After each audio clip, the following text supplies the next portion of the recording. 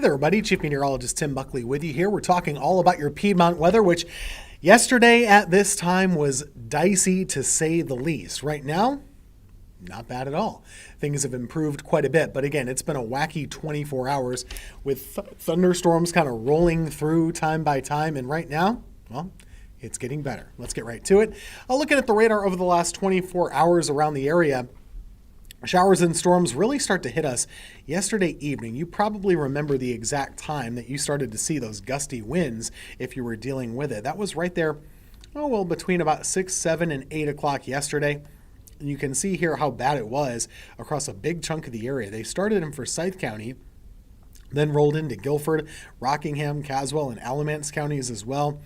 And all of those dots on the screen represent some form of wind damage from this particular system. So it was a busy, busy storm. And of course, we know what kind of damage it caused. Thousands and thousands of people were without power. And even now, I do believe there are still quite a number of outages. In the state overall, there's about 15,000. Currently, we still have about 3,000 without in Forsyth County, about 500 in Guilford, 1,600 in Rockingham, and about 200 in Stoke. So they're getting better, but it's still tough. Now, earlier today, we still had some extra rainfall. That was in the morning. We saw a little bit of a round around midday, 9, 10, and 11 o'clock. And then the last round of action kind of rolled through with the cold front itself around 2 to 3 and 4 o'clock. And now that that's given us a break, we're starting to wave goodbye to this whole system. It was part of a cold front moving through the area. And now that it's passed us by, we are starting to see some more comfort. And it's going to be a beautiful night. It really, really is. Take a look right now. It's in the 60s in the North Carolina mountains, 70s in the foothills, right around 80 here in the Triad area. So we're already getting pretty comfortable. But look at this. This is what's going to allow us to have a really nice night of weather. Dew points are falling fast. They're down into the 50s in the west, still right around 70 over by Raleigh. But look at the wind direction. See how the wind is pushing in north and west? That's going to allow more of that cooler air to kind of filter in. Still pretty breezy out there. Winds are gusting around 30 miles per hour, but it's a cooler wind direction. And so we should have an easy time cooling off overnight tonight.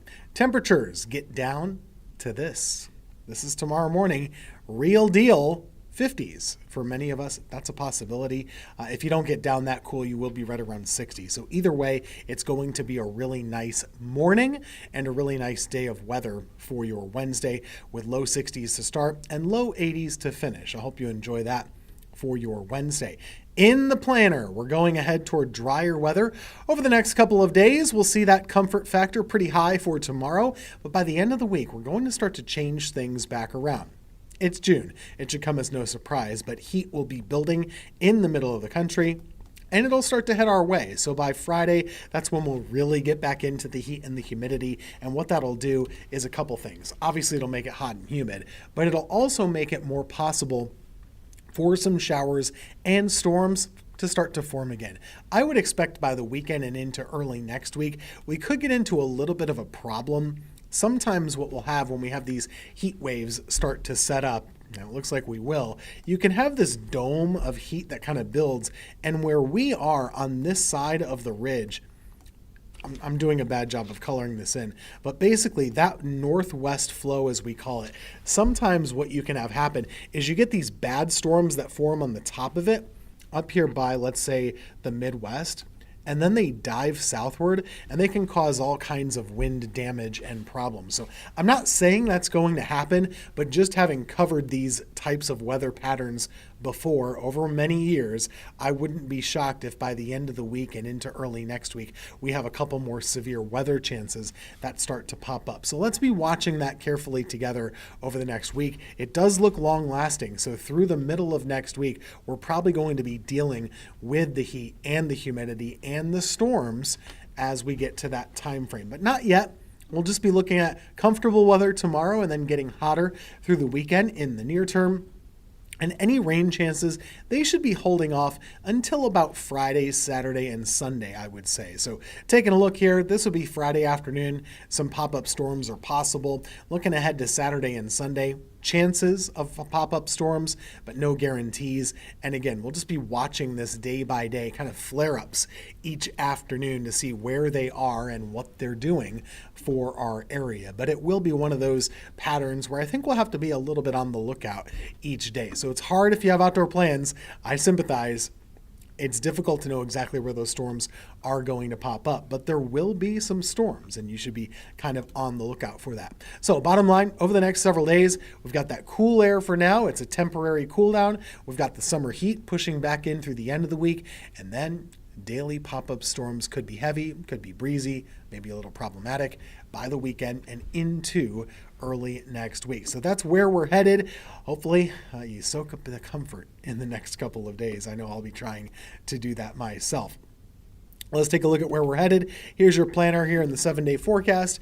And you can see, just like we said, mid-80s to start, getting back quickly into the 90s toward the weekend, and then into early next week. That's where we're going, toward that heat wave potential yet again with those pop-up thunderstorms coming up from time to time. Just to recap, we did have some really rough weather yesterday. The high winds were widespread and caused lots of damage. And really, this was so bad that we still have people without power right now in the area. And you don't have to look far to find damage. Most of our communities have some of those problems. But right now, things have really improved. We're seeing some nice, beautiful conditions across the area. So if you can get out and enjoy this nice evening, I'd really recommend it. You can see right now it's a pretty night of weather. This is our view over Randleman down there in the Victory Junction area.